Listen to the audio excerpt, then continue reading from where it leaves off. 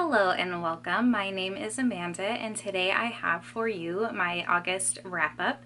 In the month of August I read 14 books and about a quarter of a 15th book. So I'm going to start just by giving you an overview of the books I read, how many pages or hours they were, and what rating I gave. I did vlog the whole month of August, so if you want to hear my thoughts and ideas around a particular book, you can watch the vlogs, which I will leave linked down below. All of these books I read during two readathons. One was a month-long readathon, which was the N.E.W.T.s Magical Readathon that went from August 1st through 31st, and then I also participated in the TBR Throwdown readathon, which went from August 13th through 19th. So that was just a week-long readathon. So the first audiobook I listened to was Nevermore, The Trials of Morgan Crow. This was an 11-hour and 1-minute audiobook that I gave 3 stars. The second audiobook I listened to was Dark Matter by Blake Crouch, and this was 10 hours and 9 minutes, and I gave it 4 stars. I thought this was this would be a really good intro into sci-fi if you haven't really breached that subject before and kind of want a good foot in the door, just because it toes the line a lot between reality and then kind of science fiction. It doesn't throw you out into space right away. So I thought that would be a really good one for just an intro into sci-fi. My longest book was The Gray House, which was 36 hours and 48 minutes. I gave it 3 stars, but it was kind of the low end of 3 stars.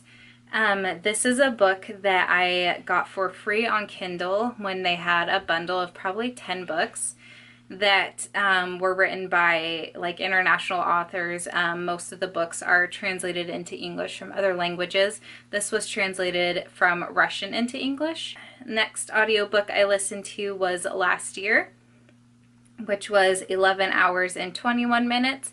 And this is a book that kind of reminded me quite a bit of Westworld. So if you like that kind of idea, but more of a sci-fi driven, because you have people from the future coming into the past and not just there aren't any like androids or robots or anything, that would be a good pick for you. I also listened to The Secret of the Irish Castle, which was 14 hours and 6 minutes, and I gave it 3 out of 5 stars. I listened to The Zookeeper's Wife, which was 10 hours and 56 minutes, and I gave that a 4-star rating. And then the last audiobook I listened to was The Fortune Hunter, which I gave a 3-star rating, and that was 14 hours and 16 minutes. So in total, I listened to 108 hours and 37 minutes, which was one of my bigger listening hour months. Participating in 2 readathons really helped to stretch those hours, just because I knew I had a lot of physical books to read as well. So that was nice to be able to read a physical book and an audiobook at the same time and just kind of go with it. So those were all of my audiobooks, and now I can tell you what books I read in a physical format or in an ebook format.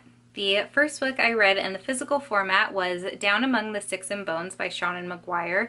This was 169 pages, and I gave it a 3-star rating. This is the first book in the Wayward Children's books, which are books about kids who have gone through portals into other worlds, and when they come back from those worlds, how they cope with it and just get through living back in a normal life again. So like the kids who, the Pevensies who went to Narnia, or Alice who went to Wonderland or something like that. So this was a really good book. I thought it was really interesting, and I am really excited to pick up the next one, which I think might follow Jack and Jill's story, but I don't remember. So this was the first physical book I read. The second physical book I read was The Weight of Feathers by Anna Marie McLemore. I read most of this on my plane, not my plane, on my flight coming home from Austin.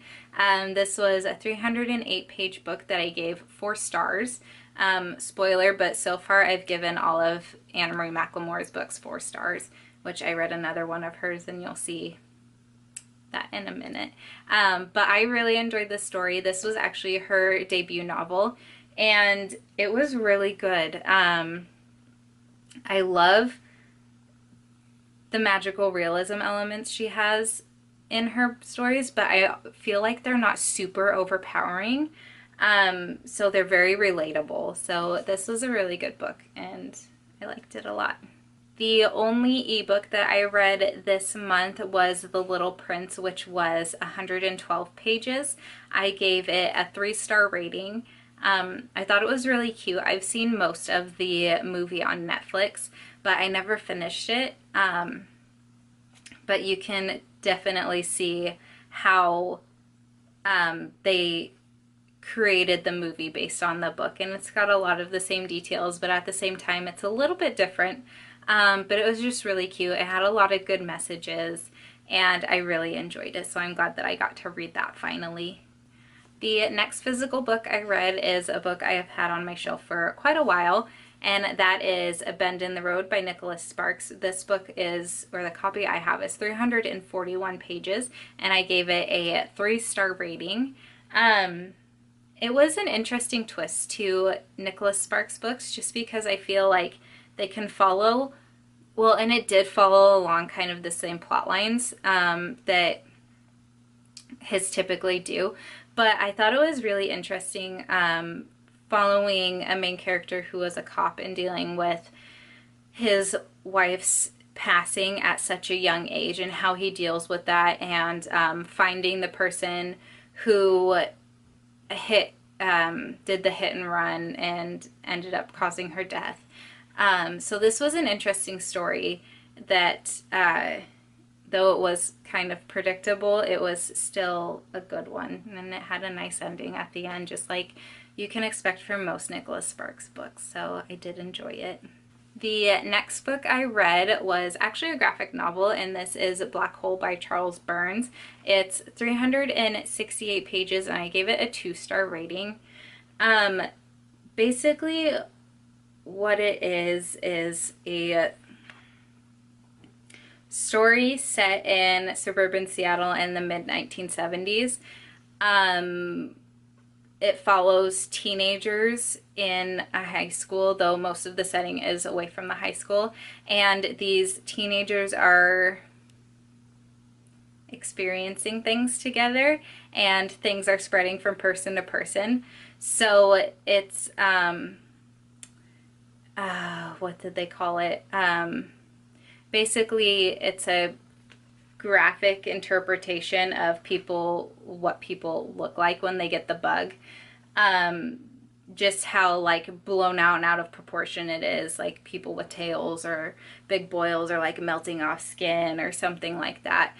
So we follow some characters that did get the bug, and just kind of their journey with it and how they're seen by other people and those sorts of things. So it was interesting. It was very graphic. And I don't need to read it again, but I've read it, so yep. The next physical book I read was When the Moon Was Ours by Anna Marie McLemore. This was 270 pages, and I gave it a 4-star rating, as I already told you. This is Anna Marie McLemore's second book, but to me it read kind of like a first book. There was definitely some things that could be improved, but overall I did enjoy this story. It is set around a pumpkin farm, which I loved. It definitely put me in the mood for fall, but we also follow a transgender main character, or second character, and he's not the only transgender character in the book, so it's really interesting. This is another form of magical realism that was I want to say slight but pronounced, but that doesn't really make sense. So basically our main character, Miel, she has roses grow from her wrist, and people think that the roses cause certain things to happen and things like that. So it's her journey falling in love with her best friend who is transgender. It is about four sisters who are inseparable and can make any boy or anyone in the town fall in love with them, and their family kind of breaking apart, but them wanting to hang on as tight as they can to the past and kind of restore the past, and how Miel gets pulled into that, and so does Sam. So it was a good story. I do think there were things that could be improved a little bit, but overall I did really enjoy it as well. The next book I read was a children's book, and it is What Do You Do with an Idea? And this is written by Kobe Yamada. I actually switched in this book from The Astonishing Color of After because I knew I wasn't going to be able to finish my Exceeds Expectations prompt with the next book I'll show you. So I brought this one in as a new to me author. This is actually one of Maddie's books that we haven't read together yet, and I am excited to read it with him. It was really cute. 36 pages. I didn't give it a rating, but it was really nice to see kind of an exploration of when you get an idea, what do you do with it? Do you tell people about it? Do you keep it to yourself? How do you expand that idea? How do you make it become a reality? So I think it's a really good book to read with a child, and I think Maddie is about that age where he would get a lot out of this book.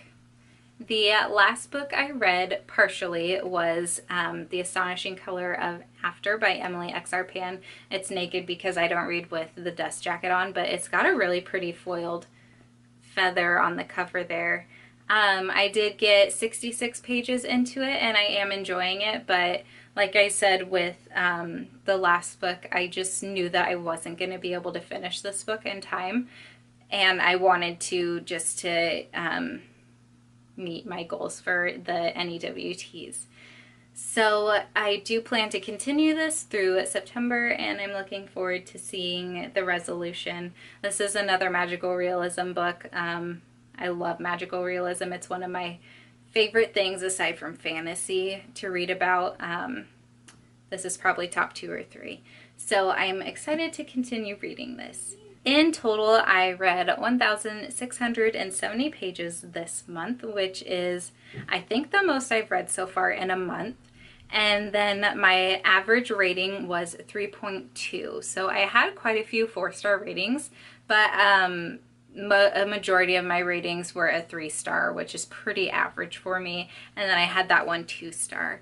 So I would love to know what your favorite book was that you read this month, and if you participated in any readathons, what was your favorite prompt or book you read for a prompt. Please let me know down in the comments below, and I will chat with you there until my next video. Bye!